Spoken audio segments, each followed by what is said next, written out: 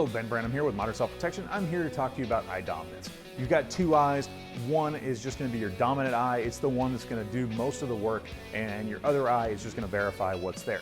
And everybody's got one hand. It's the same thing. You know, I write right-handed, I shoot right-handed, I throw a baseball right-handed. I could do a little bit of it left-handed, but it isn't near as good. Same thing with your eyes. And just because you're right-handed doesn't mean you're right eye dominant. Generally, that is the way. But there's a lot of people that are cross-dominant, which means they'll be right-handed and left eye dominant, or they'll be left-handed and right eye dominant. But you should know what your dominant eye is. To shoot a pistol, it's really not that big a deal. To shoot a rifle, if you're cross-dominant, it's going to be really hard for you to look down the weapon because you have to cheek it wrong and look through the wrong eye, and you'll never be able to shoot with both eyes open because the wrong eye will be trying to look over the sights and not through the sights. So this is a video to show you which eye dominant you are, and I'm going to give you two ways to do it. One, I'm going to show you, and it may work, it may not work, because I'm going to tell you about it. It's really subconsciously. And then the other one, you've got to do it yourself, and you got to look at it. So the first one is the funny one. I like to do it on the range because I just say, hey, trust me, I'm going to show you an eye dominance thing, and you're going to see what's eye dominant. And I'm going to say, hey, pick a point, and I'll use the camera lens up there, and make a little triangle with your hands, a little hole. And then you're going to put it through the hole and look at whatever, both eyes open. And when you do that, keep looking, keep looking. I'm going to tell them to get closer and closer to their face. And as they do that, I'm going to tell them, keep going, keep going, keep going. And then they'll put their hands up to one side of their face or the other because one eye is dominant. So if I just put it out there and I don't think about it and I keep looking, it'll go straight to the one eye.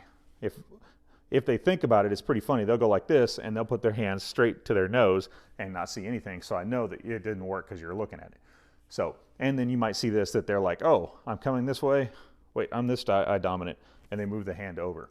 It's kind of funny to watch, and it's fun to go, hey, do this, and I see them do that, and they'll go, okay, I'm looking at you, and I go, you're right eye dominant. And they're like, what, how did you know? And then I have to explain it to them and show them how it works.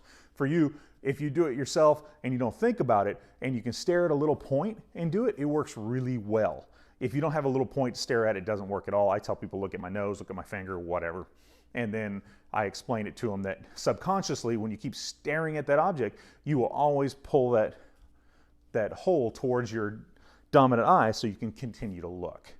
Secrets to doing this: small hole, little opening, see it, and keep seeing it all the way back. That time I was left eye dominant. Ha ha, look at that. I can't do things and say things at the same time. So you got to be able to get somebody not thinking about this. If you think about it, you could do whatever eye and it doesn't help you. If you don't think about it, then it'll start helping you with whatever your eye dominance is.